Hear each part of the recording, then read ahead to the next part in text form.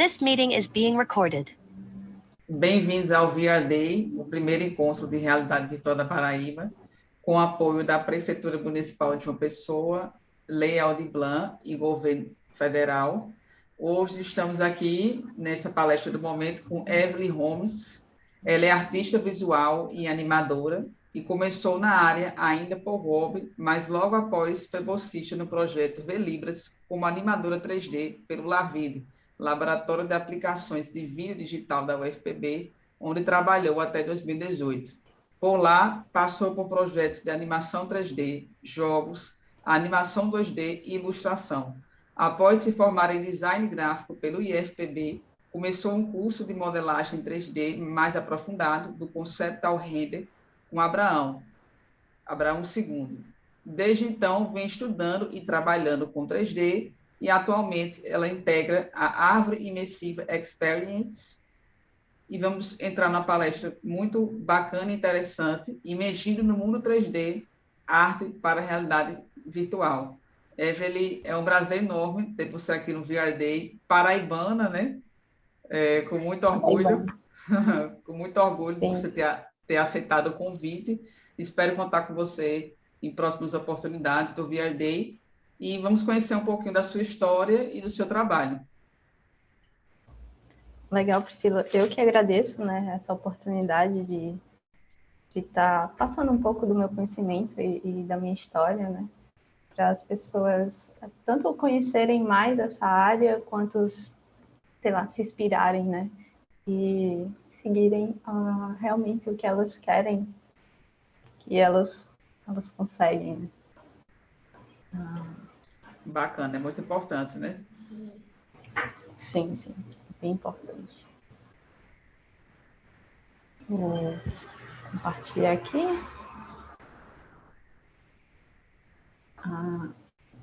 Imergindo no mundo 3D, né? A arte para a realidade virtual.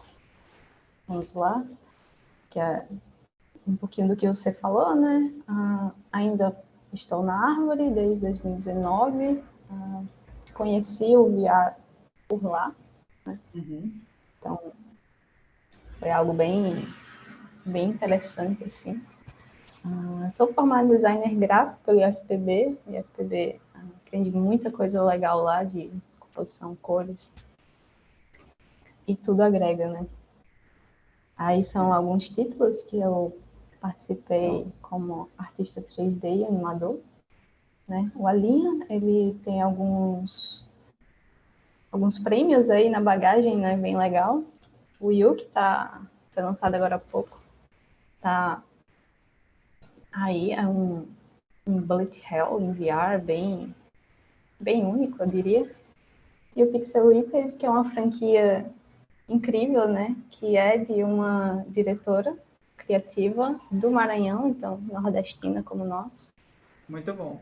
E ela é bem incrível, a Ana Ribeiro, né? A Ana Ribeiro, ela trouxe muito empoderamento para essa área que é tão masculina, né? Jogos, tecnologia. Então, estamos procurando trazer cada vez mais as mulheres para esse campo. Muito bom. Estou aqui para isso. Estamos. Sempre na luta. E eu vou falar um pouco sobre a realidade virtual, o VR, né? O dispositivo em si. Um pouco da arte 3D em geral, né? E depois afunilar um pouco para o VR. E VR como ferramenta de produção, né? Então, ele é um dispositivo que tem um poder tanto de usar como ser usado, né? Ele trouxe muitas inovações para essa área tecnológica de 3D. O VR é um dispositivo, né? Ele veio... ele estourou mesmo quando começaram a ser lançados dispositivos para o computador, né? Então, ele usa o processamento do computador para gerar a imagem nele. E foi daí que ele foi crescendo cada vez mais. Já existiam há muito tempo, ele já existia conceitos e testes. Tem até aquele VR Mobile, né, que você bota o celular. Então, posteriormente, quando foram lançados mais para computador, ele começou a crescer e a ganhar força no mercado. Até que hoje ele já está standalone. A gente já consegue ter dispositivos que não precisam ser conectados ao computador, né? O processamento dele é interno, é no próprio óculos. E isso é um passo incrível, né? Tá se tornando mobile, tá se tornando um dispositivo móvel, o que só faz crescer cada vez mais o interesse e o uso do público no VR, né? E aqui no mercado temos alguns óculos, né, algumas marcas que eles meio que estão no momento dominando, que é o óculos, que agora é Meta, né? A Benchmark Óculos foi descontinuada, infelizmente. Eu achava bonitinho a marca dele, mas a Meta descontinuou, agora é Meta Quest, não é mais Oculus Quest, que é o Facebook, né? A Meta. MetaQuest, Temos interessante. o Meta Quest. Aí temos o Vive. O Vive, ele domina muito a galera que joga em PC, principalmente, né? Acredito que agora ele já tem uma versão standalone, mas eles estão começando a ter essas versões, né? Mas o Vive, ele é bem grande também no mercado. O PSVR para PlayStation, ele está aí desde o PlayStation 4. Ainda não foi lançado uma nova versão, mas provavelmente está vindo por aí, né? Já acabou de ser lançado o PS5. Então, o PSVR ele também é bastante usado. E temos o Pico, ou a Piconil, que ele domina o mercado chinês, né? Então, lá no Oriente, a gente não vê a Meta, no caso. É o Pico. E ele também tem versão PC, versão standalone, então eles estão. Então, a gente está vendo cada vez mais aí um mercado se abrindo. Lógico que tem outros, né, dispositivos, eu só citei alguns, né? Mas tem bastante coisa do VR. E o que é produzido para a realidade virtual, né? O que a gente pode... Como a gente usa esse dispositivo normalmente? Jogos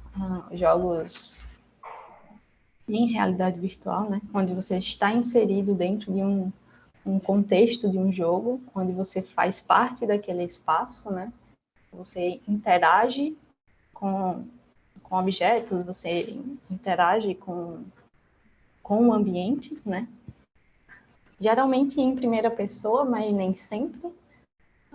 Como o VR ele é um dispositivo muito novo, ele ainda está em uma fase de experimentações, né? Então, você vai ver coisas bem diferentes de jogos, tanto em primeira pessoa, né? Que é como se você tivesse realmente inserido em primeira pessoa dentro daquele universo. Quanto em terceira pessoa, às vezes você consegue ver a miniatura do mundo. Então, tem experimentos e tem experiências bem interessantes com o VR, né? Animações.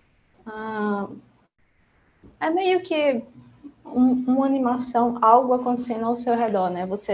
Em animações, você não interage direto com o ambiente, mas o ambiente te conta uma história. Então, isso também está sendo muito explorado dentro do VR. Experiências imersivas são experiências que você meio que emerge, né?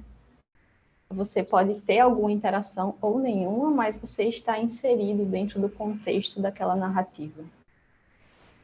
Então, você faz parte.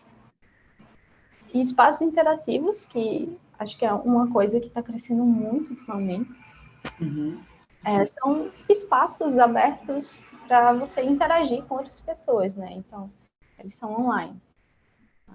Temos o Horizon Worlds, que saiu há pouco, onde você cria mundos e cria interações e conversa com a galera, visita o mundo de outras pessoas.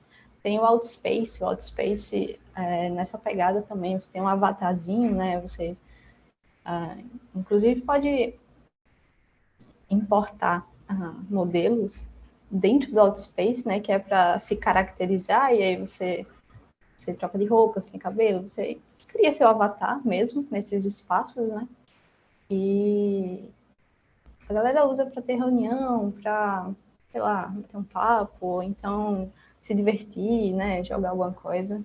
São espaços que eles estão realmente tomando uma grande parte dos experimentos e do VR em si, né? Ainda mais com a pandemia que a gente ainda está, né? Meio que temos, ainda não estamos totalmente normal, mas com essa pandemia teve um grande aumento no uso dos espaços interativos e do VR em si, né? Mas, então, tem várias coisas, né? Várias coisas acontecendo para o VR, com o VR. E como é que a gente cria esses espaços, esses mundos, né? E, majoritariamente, é tudo 3D. A arte 3D, ela vem inserida, né? Dentro desse contexto, tudo que você cria ao seu redor em VR é modelagem 3D. E eu vou falar um pouco sobre a modelagem em si, e os tipos de modelagens que a gente pode ter, né? Eu acho que as pessoas sempre pensam, é algo modelado em 3D, só tem uma forma. Não, existem N formas de você se expressar e você criar em 3D, né? O low poly e o high poly. O low poly é uma malha limpa, né? Como você está vendo aí, a gente consegue ver as faces, os quadrados, né? Então, isso quer dizer que é uma malha trabalhada, né? Ela não é meio que esculpida, ela é trabalhada em polígonos. Você vai criando cada polígono e vai deixando, organizando eles da melhor forma que você pode, né? E deixando ele limpo e enxuto, né? Sim. Como dá para ver aí. E também dá para ser por primitivas. Como assim? Tipo, eu crio um cubo em 3D e aí eu vou deixando ele em algum shape. Geralmente, primitivas a gente usa para modelar mais objetos, né? Objetos que estão inseridos, que são mais retos, né? A gente usa muito primitiva, cubo, esfera, coisas mais as primitivas geográficas, as primitivas. Muito bom. E temos o high poly. O high poly é uma massa densa, né? Como dá para ver aí. Ele não é um polígono trabalhado, ele é uma massa. Então, você trabalha realmente como escultura, você esculpe em 3D.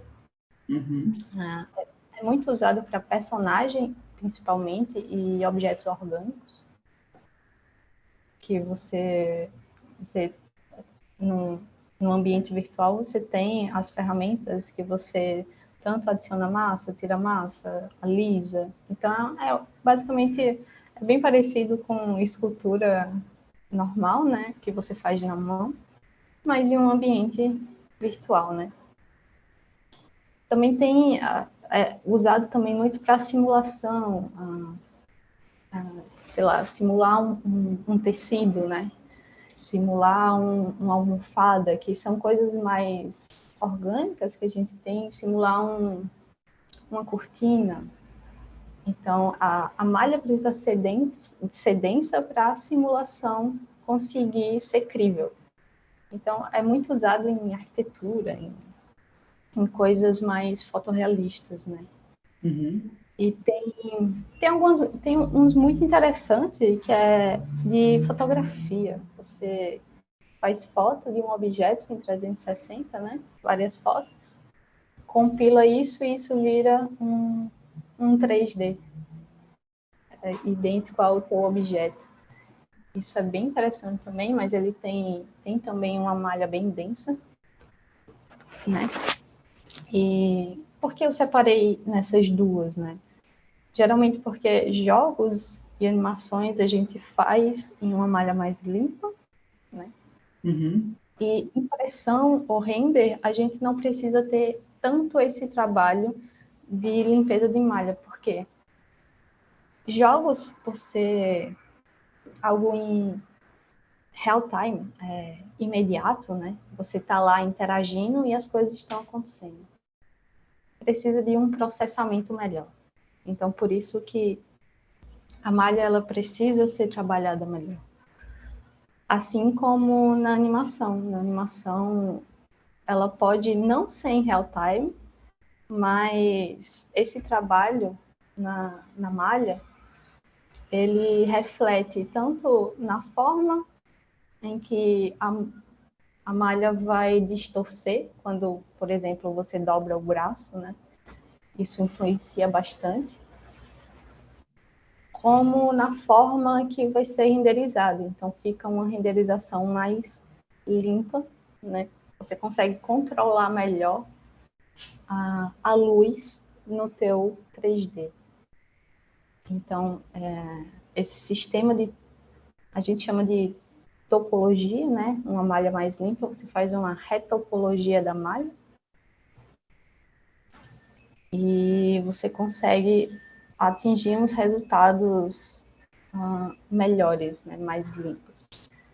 Para impressão, para render de marketing, coisas muito fiéis, muito fotorrealistas, já tem um trabalho menor, né?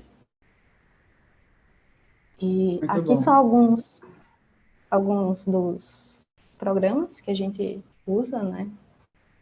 O Maya, ele tem tanto essa parte de você consegue trabalhar em polígonos, em primitivos, como você também consegue esculpir. O Blender do mesmo jeito, mas o Blender ele está crescendo. Uhum. Você consegue fazer praticamente tudo no Blender. Você consegue esculpir, você consegue modelar em polígonos, você consegue criar um ambiente, né, de renderização muito bom. Então, o Blender ele é open source, né? Então ele está em ascensão. Muita gente mesmo usa o Blender. O ZBrush é escultura, né? Domina o mercado de escultura. Aí 3D Max a galera usa mais para modelagens. Muita gente de arquitetura usa 3D Max, mas também muita gente que modela também, né? Maya, 3D Max e Moodbox é Autodesk, então eles têm suas similaridades e eles conversam muito bem. O Nomad Sculpt eu coloquei aí, que eu acho muito interessante, é um aplicativo para iPad, onde você consegue esculpir no iPad, né? Eu nunca usei, infelizmente, mas Muito eu tenho bom. muita vontade de usar o Nomad, né? E aonde o VR se encaixa aí, né? Bom, depois de você ter um 3D mais limpo, né, mais enxuto, você joga ele para uma engine, que é Unity, Unreal, é basicamente um ambiente onde se encontra o 3D, a programação, UI, UX, onde você monta o seu jogo, o seu aplicativo, né, em uma engine. Então, você pega o seu 3D, joga para lá, e aí você tem uma visualização em VR. Depois dessa visualização em VR, você pode voltar para o 3D, né, e ter esse loop de produção para o VR em si. O VR ele tem uma peculiaridade que ele, quando você modela para VR, geralmente você faz coisas em tamanho real, né? Você tem que ter esse cuidado na métrica das coisas. Porque quando você é inserido dentro daquele espaço que você está criando, você precisa sentir ele crível. Então, criar para VR é um processo um pouco mais demorado, né, do que para uma tela 2D, porque você tem um eixo a mais, você tem a profundidade aí, você está inserido dentro daquele ambiente. Então, para mim, isso faz toda a diferença quando você tem o tamanho das coisas, você pode brincar com o tamanho das coisas, né? As coisas podem ser muito grandes, o que te dá uma impressão de ser pequenininho. Você pode ter as coisas pequenas, o que te dá a impressão de ser muito grande. E brincar com essa espacialidade e com que você sente dentro dela é incrível. Acho que é um dos diferenciais maiores do VR, assim, né? O que te faz emergir realmente dentro daquilo. Você tem alguma pergunta? Eu posso... Não, tá muito bacana, muito esclarecedora esse tema. Legal. E o que é que você sente de diferente em relação ao VR, né, em termos de tempo, né? Um projeto, né? Você fazer um projeto de animação 3D para a realidade virtual, dentro dessa dinâmica que está sendo apresentada, eu acredito que demora um pouco mais, né? Quando a gente está em projetos de realidade virtual, e quanto tempo para desenvolver um 3D, né? Chegando na sua etapa final, depois de todo esse processo. Fiz o 3D, coloquei no motor de jogo, visualizei, afinei os detalhes. Acho que depende muito da narrativa, principalmente, né? Acho que o VR ele traz um ponto muito forte, que é a narrativa inserida e como você vai apresentar aquilo. Então, essa parte, ela meio que dá a volta, né? E depende um pouco de como você se sente inserido dentro daquele ambiente. Se você... Para você sentir o que você está proposto a que as pessoas sintam, né? Então, talvez esse loop aí, ele demore um pouco mais do que para uma tela 2D, onde você não se insere dentro do ambiente, né? Mas a produção é bem parecida com a produção para jogos e para animação. Jogos, principalmente, né? Então, acho que a produção, ela pode se estender um pouco mais por essa questão da inserção, mas é experimentação, né? E VR, para mim, hoje em dia, é experimentação ainda. É uma nova forma de se expressar. Então, é tudo referente também ao que você quer passar ali. E aí eu falei um pouco da produção para o VR, né? E só que o VR, ele não é só isso. O VR, ele também é uma ferramenta de produção. Como assim? A gente não só produz para ele, mas já existem aplicativos e programas, plugins, que a gente produz com. Então, ele começa a se inserir no mercado aí, também como ferramenta para produção, tanto de modelos 3D, quanto de animação também, né? De jogos, de espaços, de experiências.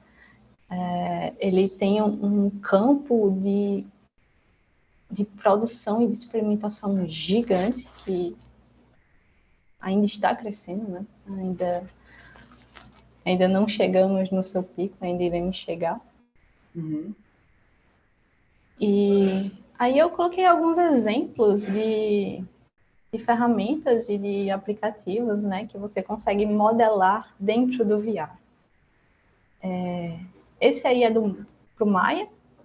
Você consegue ver que Sim. a modelagem, o traço dele é meio que uma curva, né? Então, é uma modelagem meio que com NURBS, que é assim que a gente chama as curvas dentro do programa 3D, né?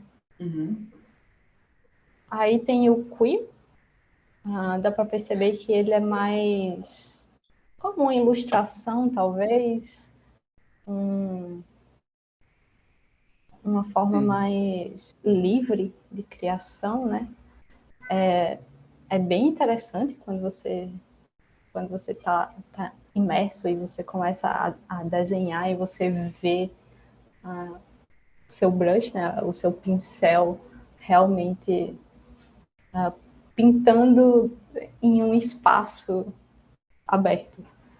É uma experiência bem interessante. Eu peguei esse vídeo aí do Celso Teixeira, que ele dá para ver o movimento dele, né? Pintando. Achei bem interessante, né? Para se ter uma ideia de como é que a gente usa isso dentro do VR. Tem o Horizon Worlds, que é a ferramenta da Meta, né? Que é o metaverso, ainda está sendo criado, é um conceito ainda. Sim.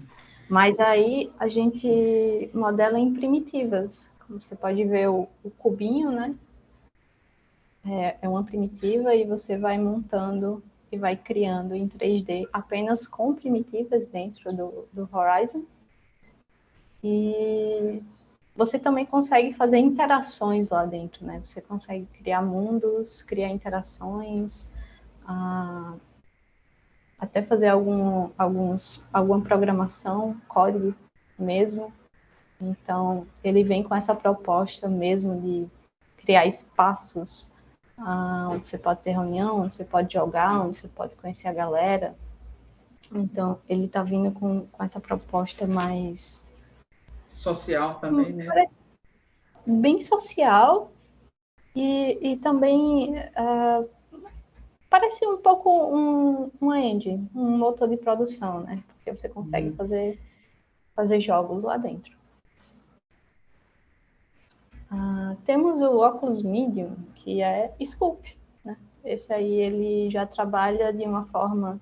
A gente viu primitivas, viu uma tipo ilustração. O Medium ele faz meio que escultura, então você vai esculpindo em VR. Também é muito interessante quando você tá inserido, né, que ele você consegue aumentar, diminuir o modelo, olhar em volta. Então, são processos novos, são novas formas de modelar o 3D, né, que estão emergindo aí com o VR. E a tendência, eu citei algumas aqui, né, mas existem muitas outras, né? E a tendência é isso crescer cada vez mais, essa produção dentro do VR. Começar a ser mais presente, né? Uhum. Tanto na produção quanto na expressão artística. Que a gente já vê trabalhos incríveis da galera com essas ferramentas, né? E ainda existem alguns impedimentos. Às vezes não dá para ficar tanto tempo com óculos Sim. na cabeça, né?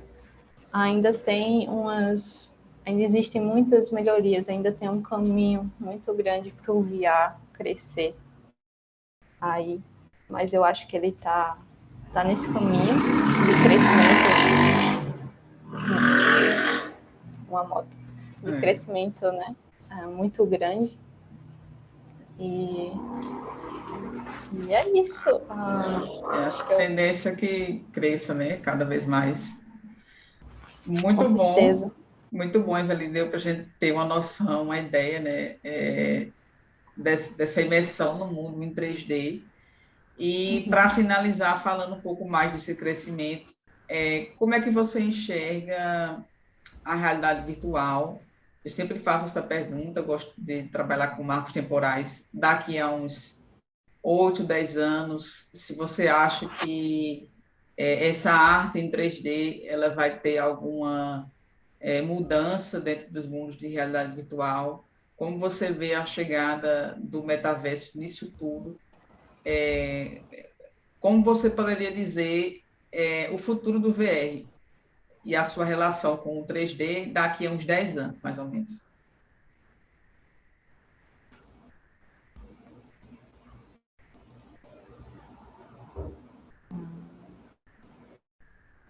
Então, é bem difícil ter uma previsão assim do que vai acontecer em 10 anos, mas a tendência é realmente crescer mais, ser mais popular também, né? Ainda é uma coisa muito restrita, principalmente aqui no Brasil. Mas a tendência é crescer. O metaverso ele vem com uma proposta bem ousada, né? Eu vejo ele ainda como um conceito e não como algo concreto. Talvez realmente daqui a 10 anos ele esteja realmente como esse conceito existe, né? Que as pessoas realmente vão ter coisas dentro do metaverso, vão ter interações, vão ter trabalhos, vão ter espaços, reuniões. Então, ele está vindo com essa proposta mais integral, né, de realidade e de virtual, que acredito que é isso que ele tenta unir, né, a sua realidade com o virtual e tenta fazer isso funcionar. Então, acho que o metaverso ele tem um conceito bem interessante, mas ele ainda tem um chão muito grande, como você falou, daqui a uns 10 anos mesmo. E eu acredito que a gente vai encontrar um meio termo onde a gente consiga não só o VR crescendo, mas o AR também, né? Sim. A mescla da realidade com o virtual. Então, acho que a gente vai ter aí grandes experimentos e grandes formas de expressão, né? O VR, ele traz uma nova forma de expressão. Ele traz uma nova forma de contar histórias, que ainda está sendo explorado e ainda vai continuar sendo explorado por um bom tempo, porque é um mundo bem grande para se abraçar aí. Mas acho que é isso. A tendência é realmente se popularizar. Muito obrigada. Foi muito gratificante ter a sua palestra e você aqui conosco, Evelyn, uma paraibana de mão cheia dentro da área de realidade virtual.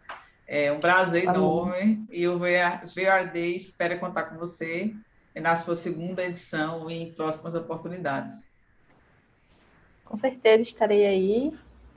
E fica a dica aí, né? Vamos trazer mais mulheres, vamos trazer mais diversidade para esse mundo que é tão experimental ainda, né? É isso Exato, aí, galera. exatamente. Vamos continuar seguindo nossa programação aí do VRD PB.